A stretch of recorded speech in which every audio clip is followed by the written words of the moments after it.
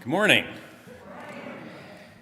Please rise in body and spirit, and we'll sing our gathering hymn 95. Important to acknowledge this is an African American hymn as a continuing acknowledgement of Black History Month and to keep that on our minds. So please rise. There is more love somewhere, 95.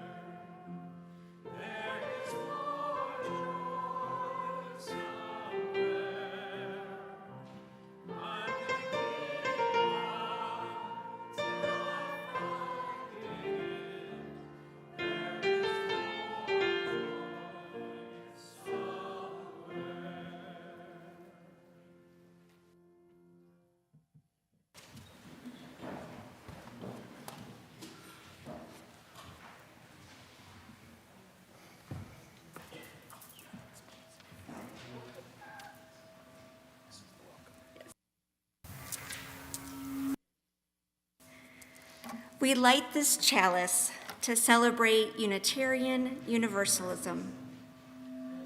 This is the church of the open mind. This is the church of the helping hands.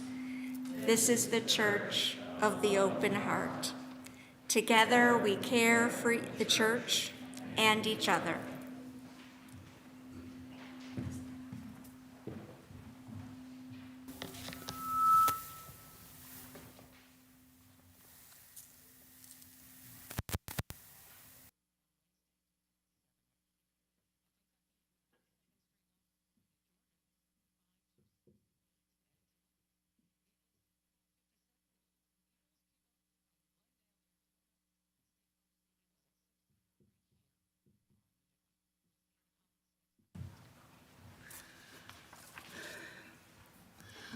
Good morning. I'm Edie Holder, the worship associate for today, and I want to welcome everyone here, no matter what your shape, size, political inclination, spiritual inclination, or any creed or whatever. All are welcome, no matter what. I forgot something.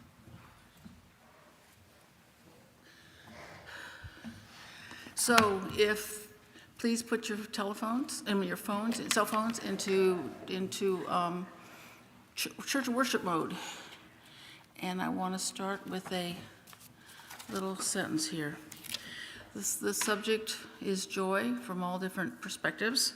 So the Inuit shaman Uvavnik said, "The great sea has set me in motion, set me adrift, moving me like a weed in a river. The sky and the strong wind have moved the spirit inside me till I am carried away, trembling with joy." Now, please join us for our opening hymn, number 180, Alhamdulillah.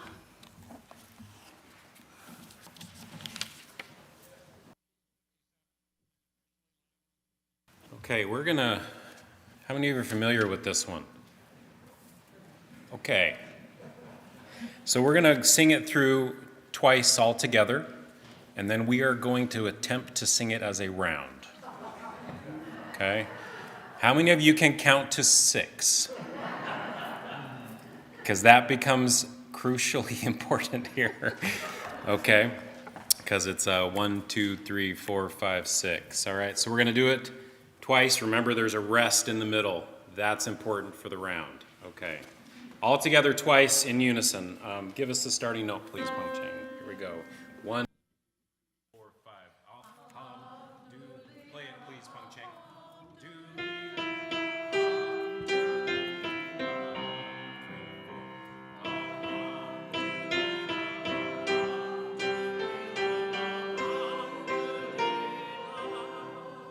Again.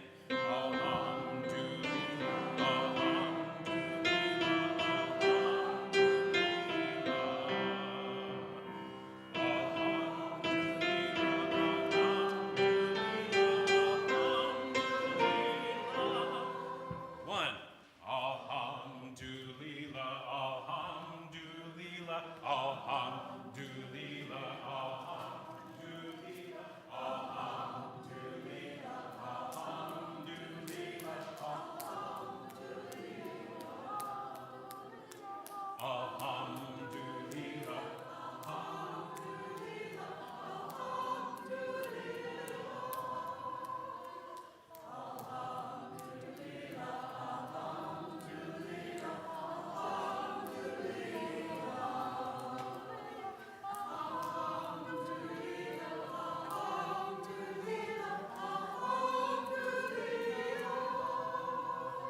Excellent.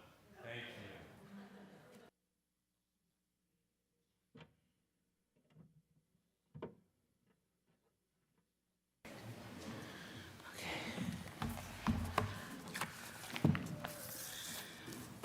Please join me in the words of affirmation written by William F. Schultz. This is the mission of our faith, to teach the fragile art of hospitality, to revere both the critical mind and the generous heart, to prove that diversity need not mean divisiveness, and to witness to all that we must hold the whole world in our hands. And now is the time for sharing of joys and concerns. Will you collect a rock and put it in make our beautiful mosaic? If you have a joy or a concern that you would like mentioned from the pulpit, please write it on a card, piece of paper, and put it on the table.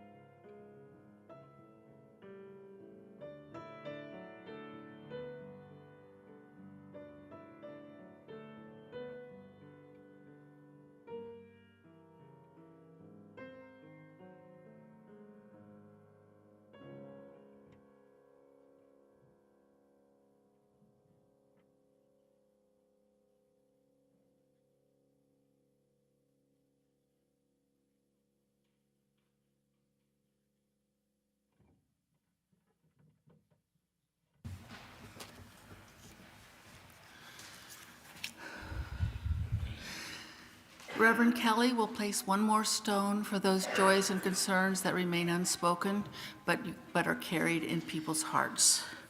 And I have an announcement from Kathy Rack. This is a sorrow. Kathy's youngest brother died suddenly Wednesday night. He was a wonderful brother and uncle to Lori Rack and great uncle to her 3 boys. And I have a joy from Judy Strong and Paul Bowen. Their son, Richard Bowen, successfully defended his PhD dissertation in computer science at Cornell University.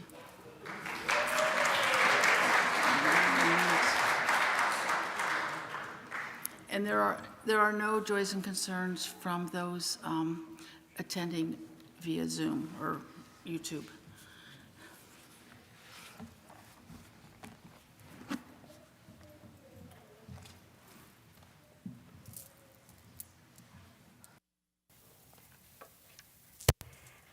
This morning we have a children's book that is based on an adult book called The Book of Joy by His Holiness the Dalai Lama and the late beloved Archbishop Desmond Tutu. I will be talking about the film that was released recently and is now available on Netflix as well as different streaming services that you can rent. This is a documentary that is filled with an incredible amount of joy and wisdom. The authors decided that this was not a message just for adults and wanted to create something for children. The illustrations are by Rafael Lopez.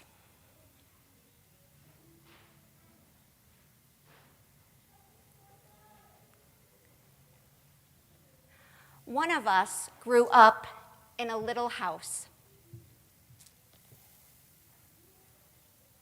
One of us grew up in a big house.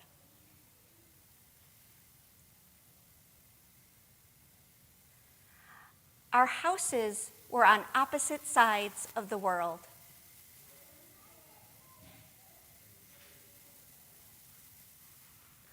Often we were sad and lonely. Both of us wished for a friend.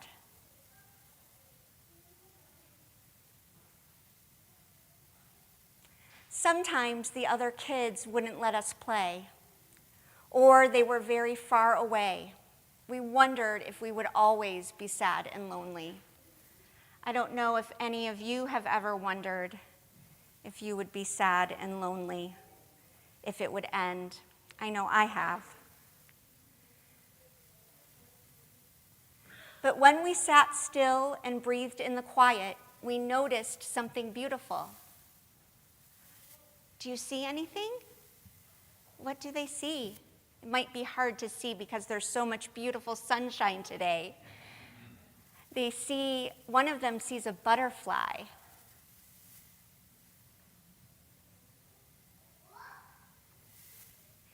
If you just focus on the thing that is making you sad, then the sadness is all you see.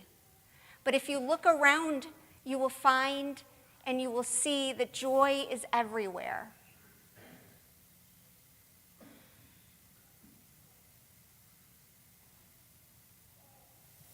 Joy is the warm, tingly feeling of the sun tickling your toes in the morning. It's the giggly, squiggly feeling when you are doing something silly.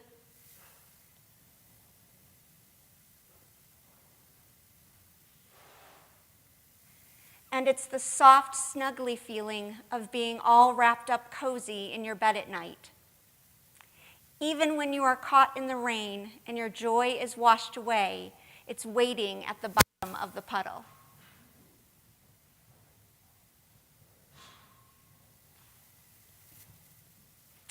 Even if you slam the door and your joy can't get in, it's just on the other side, waiting in a loving hug. And even if there is a loud noise in the night and your joy gets scared away, it comes streaming right back with the light of the silvery moon.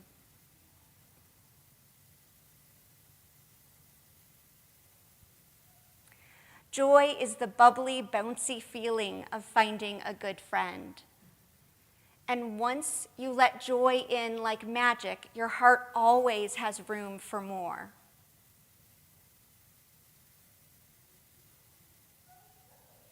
We discovered that the more joy we shared, the more joy we had.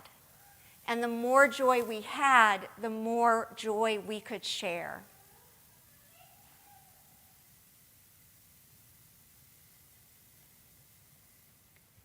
So look for the joy all around you and share it.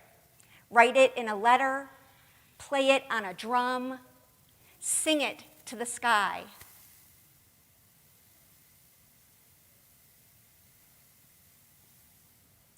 It will travel up in the air, across the ocean, and someone will find it.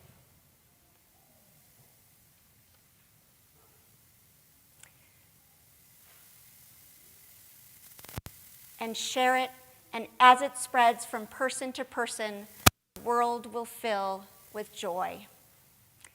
Thank you for sharing my story. It is time to sing our children to Pathfinders.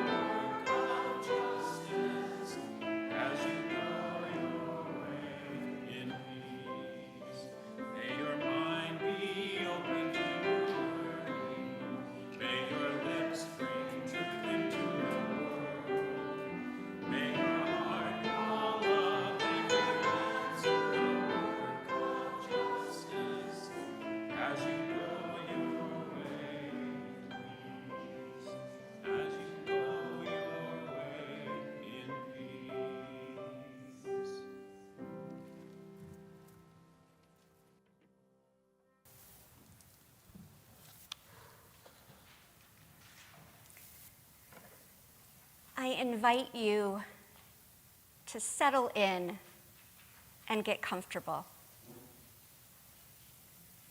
This is a time of reflection. For some of us, that means sitting crisscross applesauce on the floor. Feel free. One of us are more than willing to help you get up if you need help afterward.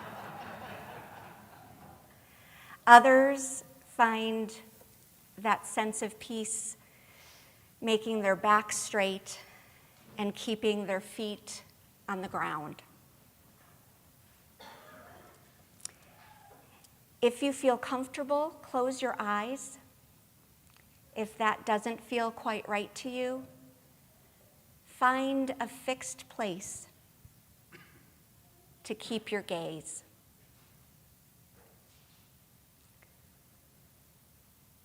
In order to help our bodies relax, we're going to give them the breath of life. Let us take in several deep breaths at whatever pace feels most comfortable for you.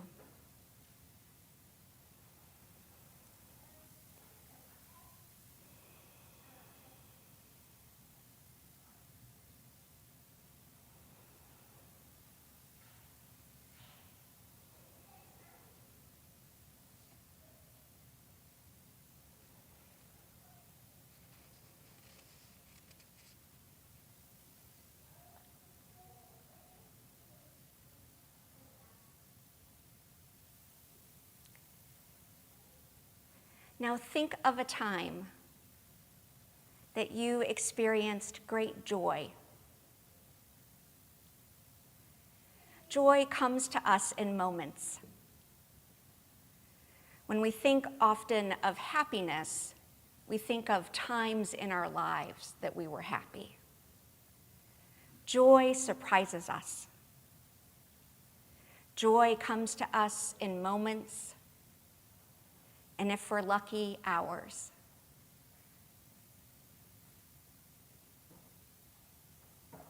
As you think of that time that you experienced great joy, allow your body to feel the joy.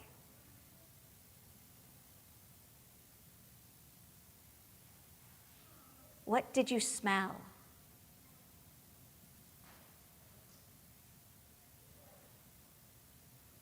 Think back to the sounds.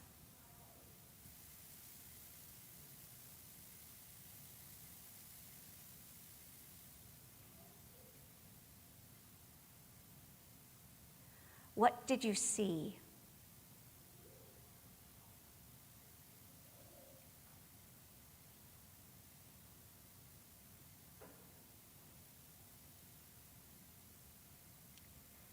We are going to hold these feelings, these memories, for 2 minutes. I promise I will come back for you. If your mind wanders to your list of to-dos, either for today or tomorrow, simply nudge them aside and let them know that you'll find them afterward. This is what the human mind does, even to those of us who are experienced practitioners. Bring yourself back to the memory, the sensations in your body, and the feelings in your heart.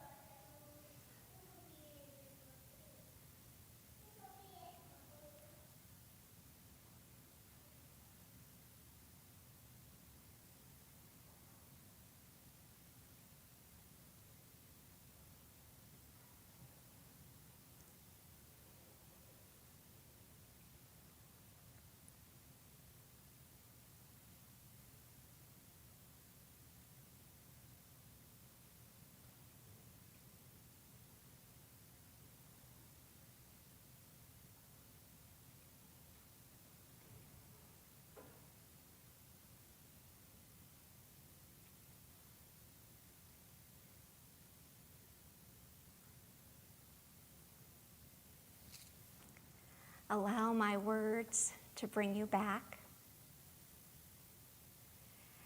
As you reflect on that memory, offer gratitude to those who helped you find that joy. Offer gratitude for the joy itself.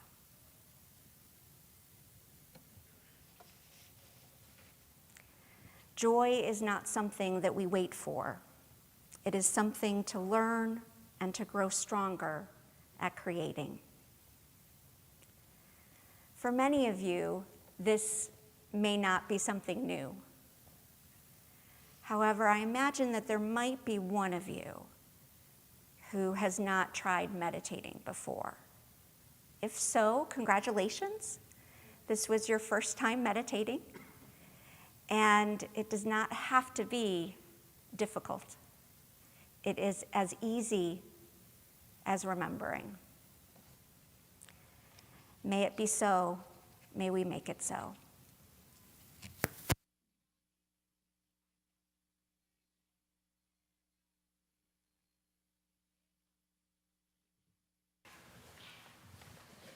like to invite the choir up, and there are going to be a couple of words said by Edie and John Kachuba.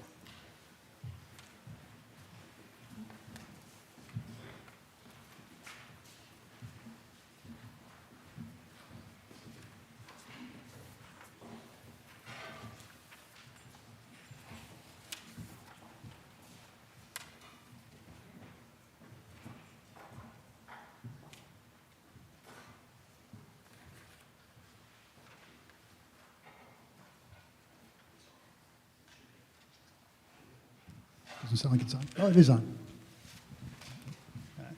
Good morning. February 24th of this year is going to be the first-year anniversary of Russia's invasion of Ukraine. I don't have to tell you all about it. It's in the news every day. We know about it. What I will say is that estimates are now that somewhere between maybe 300,000 and 400,000 soldiers, both Russian and Ukrainian, have been killed at this point on a war that continues and is developing even more intensely as I speak. Entire Ukrainian cities have been leveled. Thousands of civilians have been killed. But more than that, the war has created even a larger crisis. It is estimated that somewhere around 3 million refugees have left Ukraine, which is the largest refugee crisis since World War II. European economies, especially people dealing with relying on oil and gas from Russia, are suffering, so people can't heat their homes. It's playing havoc with their economy. We have people in other parts of the world, like Africa and parts of Asia, that are literally going through a food crisis right now because they can't get Ukrainian wheat. So this war is not just about Ukraine and Russia. It's much more widespread. It's worldwide.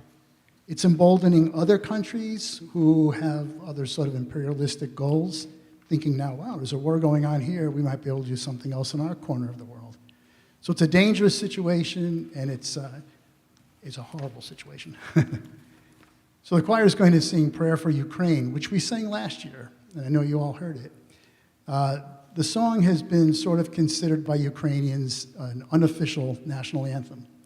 It is called Prayer for Ukraine, but the choir is asking you today to think not only of Ukraine and pray for Ukraine, but to pray for countries around the world, people around the world that are suffering as a result of this war or are suffering under other acts of violence or wars that they may be experiencing in their own parts of the world. So we want to think more globally on this. It's a prayer for peace is what it really is. And I'll turn it over to Edie here. I'm going to read the words before we sing them in Ukrainian, although they will be up on the display behind me. Lord, O the great and almighty, protect our beloved Ukraine. Bless her with freedom and light of your holy rays. With learning and knowledge, enlighten us.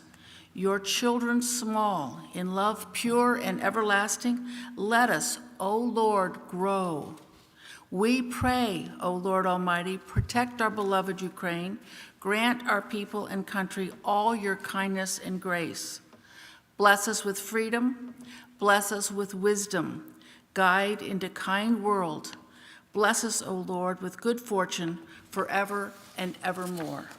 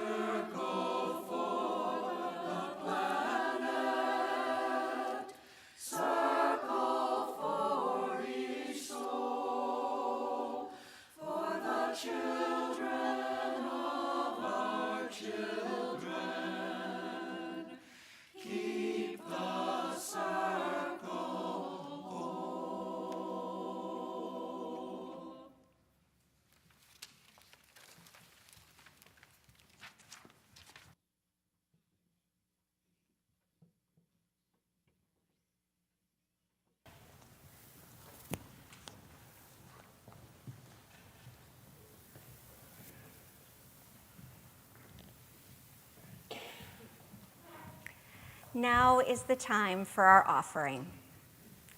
Our offering supports the life of this church, how it fulfills its mission both within its walls and outside its walls. Please give as you are able, knowing that it will be gratefully received.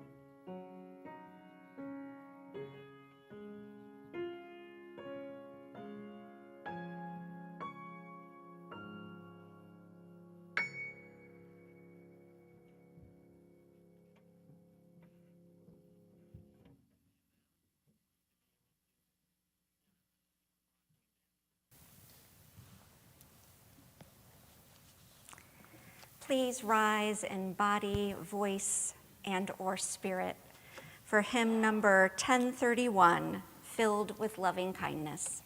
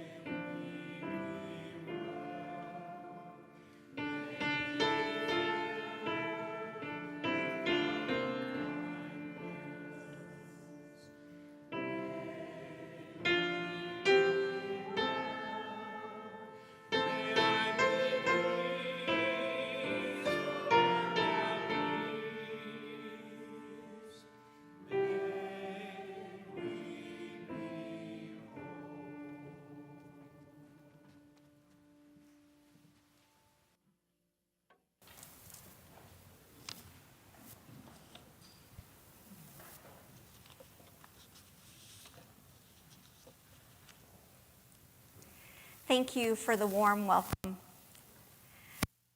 I am grateful to be here. Reverend Dr. Alice Diebel is the affiliated community minister for my congregation, Miami Valley Unitarian Universalist Fellowship in Dayton. It was just a hop, skip, and a jump here, so I look forward to getting to know you more in the years ahead. Today's service is centered on joy. I know that for some of us, joy comes naturally. For others, it is more of a struggle.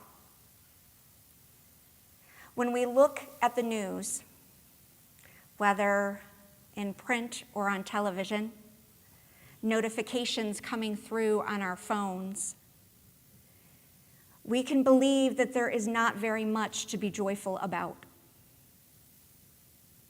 The loss of life in the Ukraine, dictators and bullies who see human lives as easy to dispose of as pencils.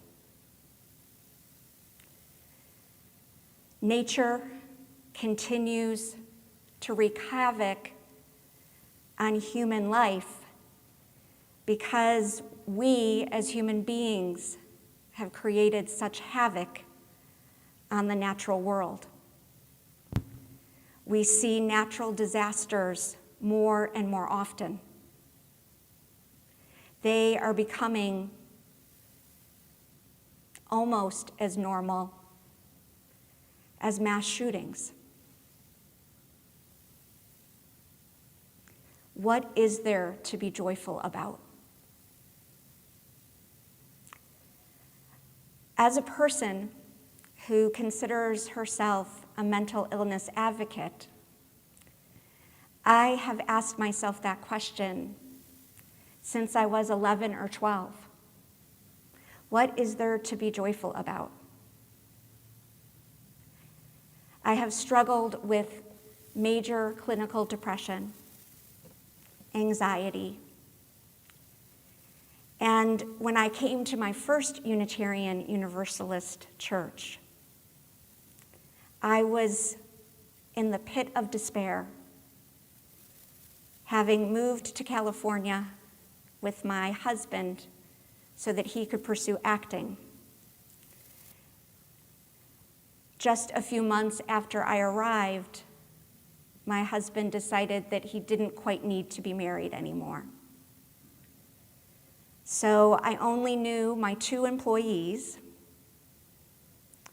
and my landlady.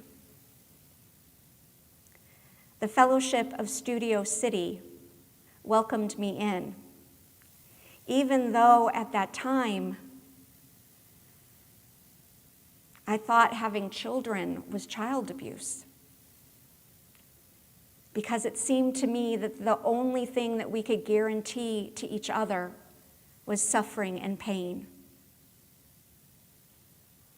As the years progressed, as medicine improved, and as I spent hour after hour with different therapists, I was able to change my perspective a bit.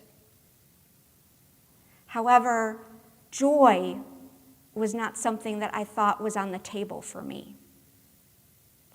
It wasn't until entering seminary that I learned the neuroscience behind depression, anxiety, and yes, joy. I learned that the things that my brain did normally, all other brains do normally as well. My challenge was that I would get stuck in those thoughts. And through the discoveries that we're making in neuroscience, we're finding tools to help pull people out.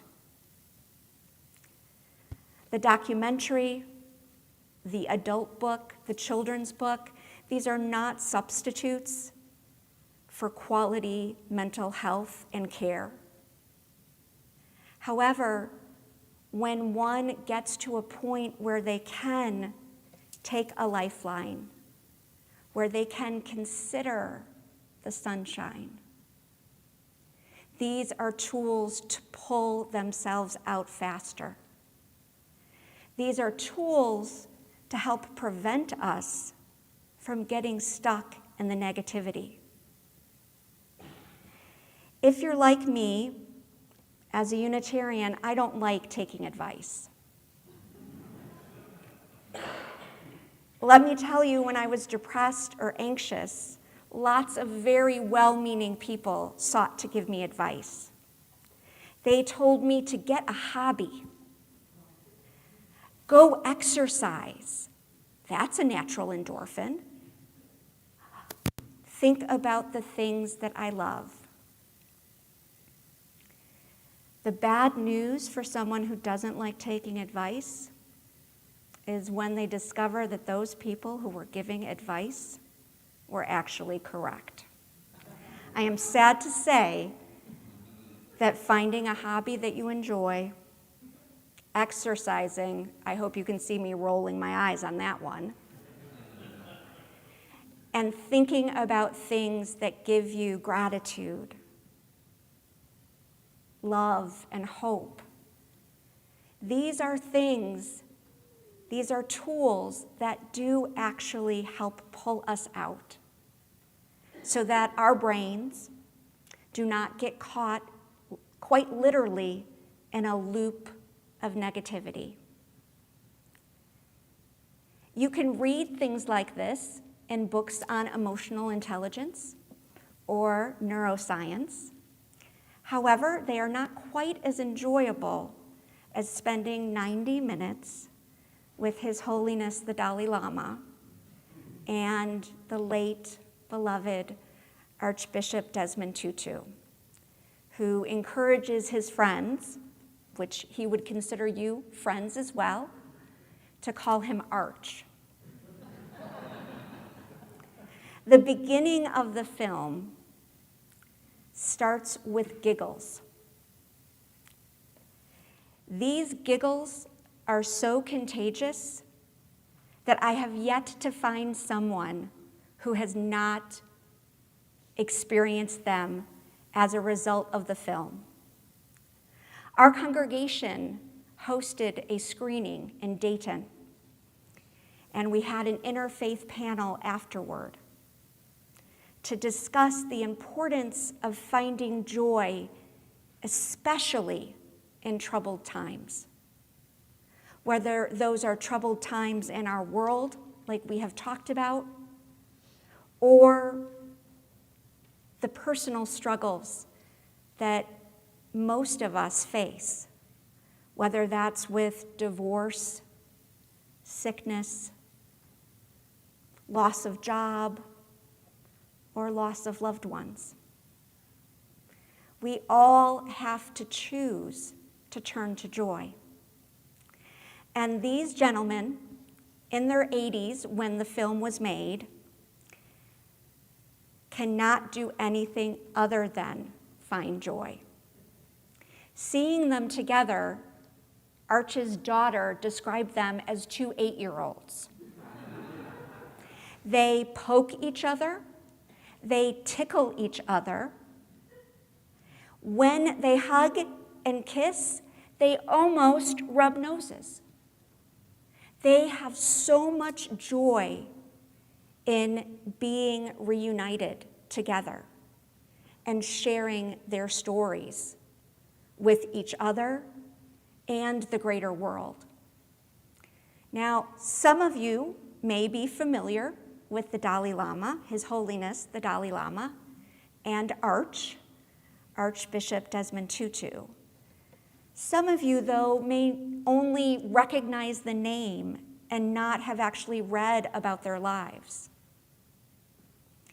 They are not men who have had easy lives.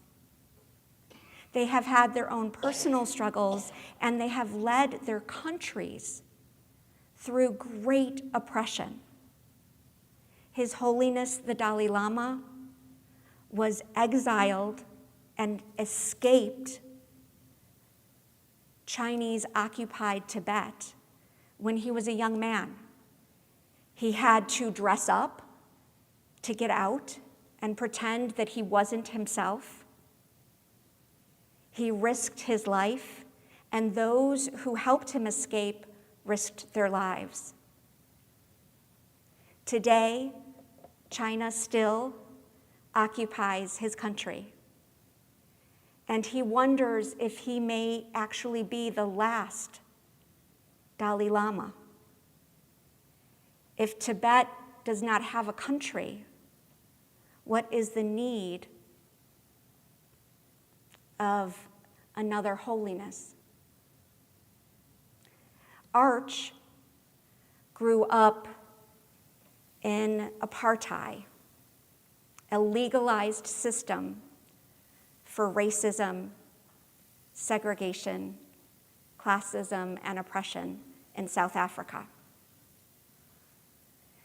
It amazes me that he, alongside Nelson Mandela and so many others that we don't know their names, that they were able to hold on to hope and the belief that if people found out what was happening to them outside of their own country,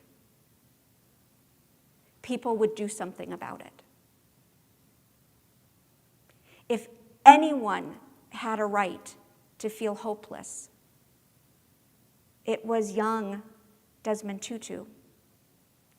It was the young Dalai Lama. And yet they knew that they had to work for the peace that they were looking for. And I want to remind you that when we say peace, we mean justice. Peace is another word for justice, because there can be no peace when there is no justice. So these men have had a lot of opportunities to sit and feel sorry for themselves. They may even throw a bold and bodacious pity party. Instead, they have chosen to celebrate what is. Now, please do not misunderstand me. They and I are not saying that everything happens for a reason. What we are saying is that no matter what the obstacle,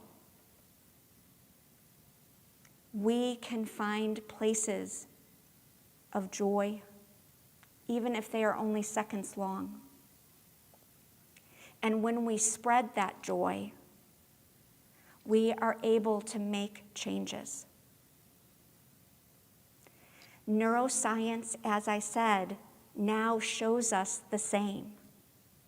It shows us what happens to our brains when we think about things that are happy.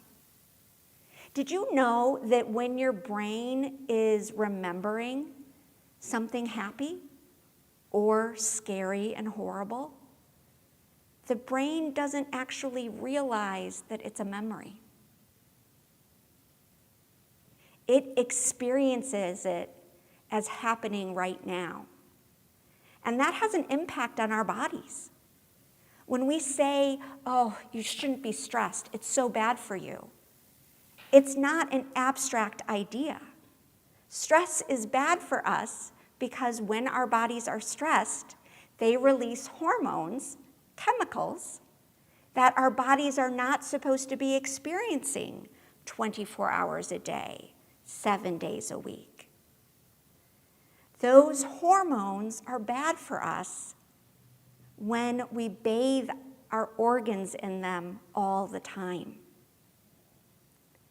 So choosing joy isn't selfish as long as you are willing to share that joy and to continue to work for peace and justice. Arch says, joy is the reward of seeking to give joy to others. When you are caring, compassionate, more concerned about the welfare of others than your own, you suddenly feel a warm glow in your heart because you have in fact wiped the tears from the eyes of another. So often when people think about working for justice, helping others, whether strangers or someone that they love in their family, they think of it as something generous that they are doing for the other. We all are the other. There are times in all of our lives where we need one another. Individualism is a myth. Interdependence, connection allows us to give and receive. And that gives us joy, the fuel for the struggles, for the difficulties. It can be hard, though, to just find the joy. And so I'm going to invite you all to do a science experiment with me. I know how Unitarian Universalists love science. Come on. Let me grab my piece of paper. I have printed out about 100 of these. They are two-sided, and they tell you about a 7-day scientific challenge that is being created, conducted by the University of California, Berkeley. They want us to spend time enjoying joy, studying joy. And so it's a 7-day challenge that amounts to about 7 minutes a day of doing exercises that will help you find joy. The 4 main areas that they're going to help you discover are expressing gratitude, because you know it's another myth that gratitude comes from happiness. No, happiness and joy come from gratitude. They're going to also have exercises on shifting your perspective, reframing what is happening and what you can do about it, making connections between each other, which we know has become harder. I don't know if you've ever thought to yourself, yes, I made these plans 3 months ago, and they sounded very good at the time, but it's raining out, and I'm so tired. I think I'm just going to have a pajama day. Do any of you love pajama days, or are you too busy? I'm a big believer in pajama days. And yet, sometimes we do have to go out and be with our loved ones, our dear ones. It can feel like a chore, almost like going to the health club. But it allows us to have that connection, and the joy that we create from connection is so large. The final way that they're going to help you learn to be joyful is about being kind and spreading kindness. If you do decide to take advantage of this experiment and include your data in the worldwide event, you'll receive an audio clip of His Holiness the Dalai Lama and Arch giggling. You could use it as a ringtone, or you can use it as a pick-me-up when the day is hard. You'll also receive an individualized report on how you find joy. What was the most effective for you? So after the service, please come and find me. I have a whole bunch of sheets of paper, and it would be sad if I wasted toner and paper. I'd feel very guilty. So we each have these opportunities to choose joy and to remember that it's not selfishness.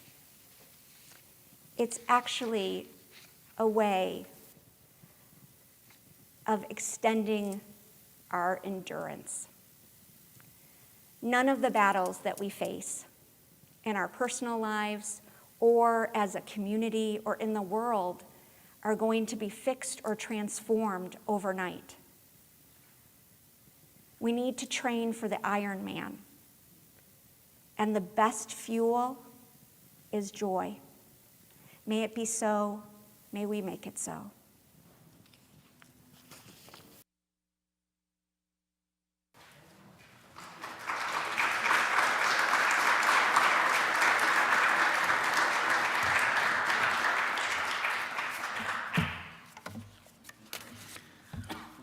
And there are things happening in our community. In the bulletin, you notice meditation is on Wednesdays. Earth Spirit's having a meeting today.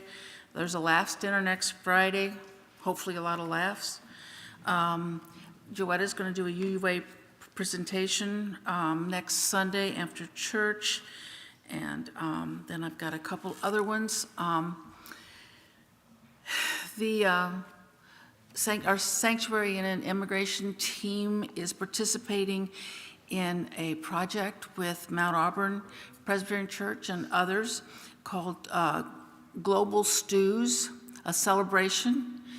You can cook together on Saturday, the February 25th. Contact John Kachuba or Mary for more information. Dine together with other immigrants, allies, and advocates. And that's at 4 p.m. on Sunday, the 26th of February. So it's cooking on February 25th and eating on February 26th with a whole bunch of people, making new friends.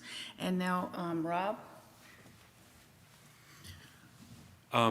Just want to make you all aware, on February 26th, the entire sermon pretty much will be a musical presentation.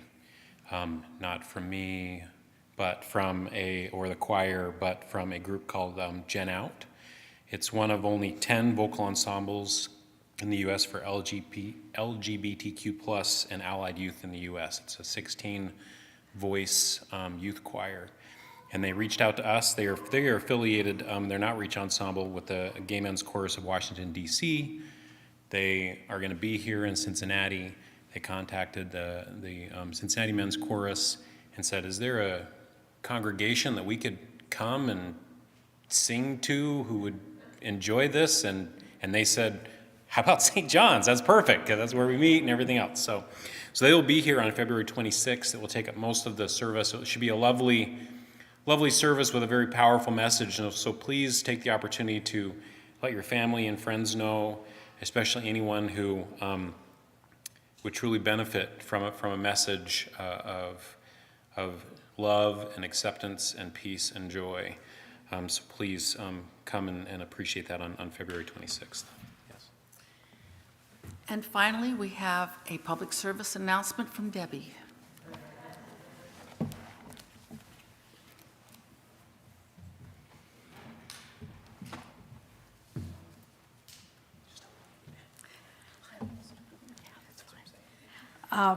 My name's Debbie Combs, and I'm up here as a board member.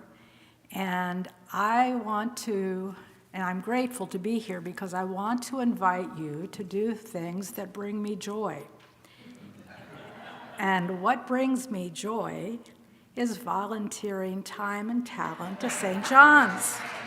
So today we have Nikki Orleman, and she's going to tell you one of the ways you could bring some joy into your life. Well, good morning. I'm Nikki Orleman. And when Debbie called me about this to try to tell you about counting our offertory plate, that is what I'm going to tell you about. We're trying to figure out, when did I start this? I think it was like 15 or 16, because Penny Shada left in 17, so that's how long I've been working with many of you. And I also, the counters have volunteered and kind of changed over those years, and I want to thank the current counters, who are Karen Wema, Emily Hodges, Barbara Conroy, Edie Holder, Kathy Schell, and Barb Fowler. Thank them very much for their contributing their time to count the offering that's collected each Sunday. And part of that involves, it takes about, I'd say, half hour, 45 minutes. Sometimes if there's things going on, like a split the plate or the luncheon, it might take a little longer, but that's generally all that it takes. You count, and each person counts so that you both come up with the same number, so there's a little game playing there. And I think it's a way for people in the congregation to know where your donations go and how it's handled, and how you as a congregation can make that more helpful to the counters. And you'll discover that when you do the counting. So what I'm asking of you today is help in deciding that you might like to try it. We set a schedule for 3 months, and you sign up for, 2 of you will count together, and each 3 months that gets reevaluated because people travel, they're out of town, and so we work, and it's a fun way to get to know people that you might not otherwise get to know. So if you're interested, I'd like to share this with some current member who shared with me many years ago that the previous church that was attended, that each part of membership was you had to do counting 1 time a year.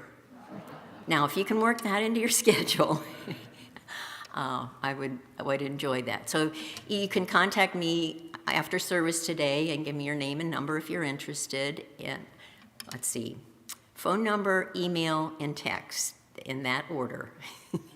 Then I can take it now, or you can email it, think about it, see what your schedule looks like, and I'll be here after the service. I do have a question. I may have missed this. How often do you think someone counts? I guess it depends on how many volunteers you have. Correct. So twice a month? Probably. It varies, we try to work it out so it's not every, and then people get sick, or, you have to juggle it and shift it around. Pardon? The more we have, the less. Exactly. The more folks we have as counters, the less often you will count. Yes. And I'll tell you my own experience. I counted when Penny Shada was here. And one thing that I learned from being a counter is that when you put dollar bills in the plate, that you should not fold them up real tight. So, anyway, thank you so much. We're good? Yes.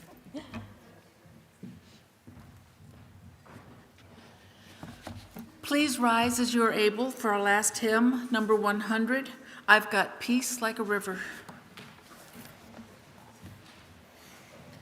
And because we want to end on strength like a mountain, we will do all 6. So we'll do just follow me, right? We'll do like the verse and then the second. Yes, it'll be lovely. Here we go. A little introduction, Peng Cheng.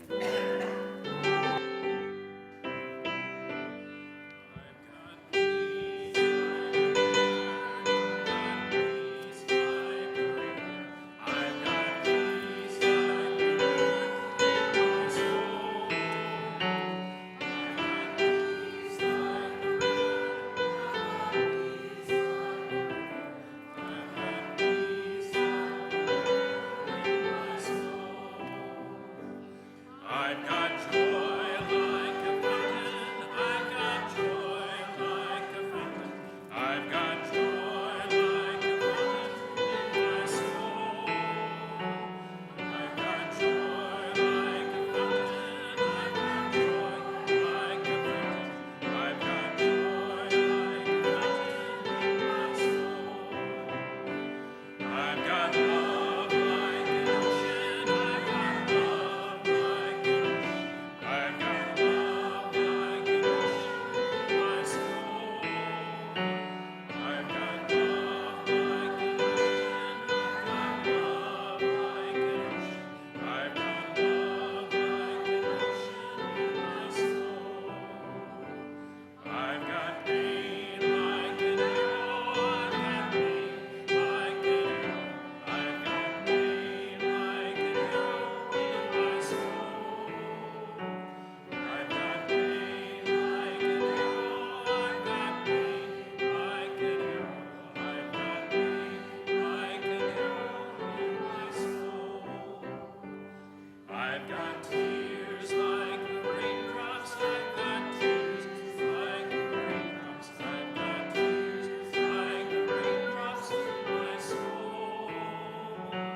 I've got tears like the raindrops. I've got tears like the raindrops. I've got tears like the raindrops in my soul.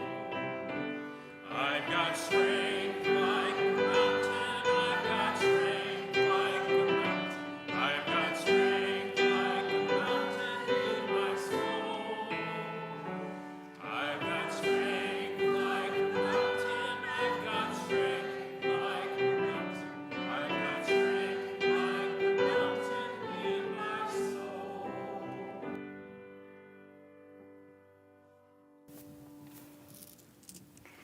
I will send us forth with words from Arch.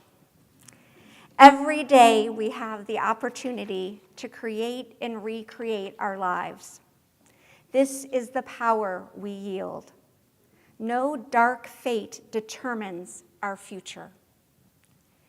May we go forward, remembering that we have choices, and that as true Unitarian Universalists, our choices do have impact. We can act together to create peace and justice and joy. May it be so. May we make it so.